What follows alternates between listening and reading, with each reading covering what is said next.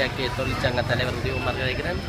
நேற்றைய நாளில் எங்களோட போராட்டம் 3 நாளாக இருந்தது. இன்றைய நாள் 4 நாளாக தொடர்ந்தது. நேற்று நாள் முதலமைச்சரோட செயலாளர் விஜயலட்சுமி வந்து கதைச்சி போது நாங்கள் அவர்கள் அதுகளுக்கு இணங்கவில்லை. நாங்கள் சொன்ன எழுத்தில் தர சொல்லி எத்தனை மாதத்துக்குள்ள தாரம் என்று சொல்லி நாங்கள் கேட்டோம். அப்படியெல்லாம் தர இயலாது, நீங்கள் நினைச்ச மாதிரியெல்லாம் நாங்கள் செய்ய இயலாது.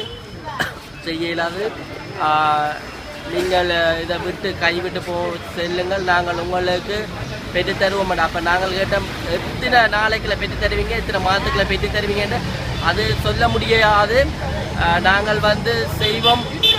நாங்கள் இன்று இவ்வளவு மாதம் போன 5ஆம் மாதமும் ஒரு ஸ்ட்ரக்சரை வடமாகாணம் வந்து பொறுப்பெடுத்து இன்று வரையும் ஒரு முடிவில்லாமல் இருக்கிற. நேற்றைய நாளில் ஜேபி செய்தியில் வந்து பொய்யான தகவல்களை கொடுத்திருக்கிறார்கள். நாங்கள் இணங்கியிருக்கிறோம், இந்த ஸ்ட்ரைக்கை விட்டு சென்றோம் என்றுட்டு செய்தோம். அது பொய்யான செய்தி.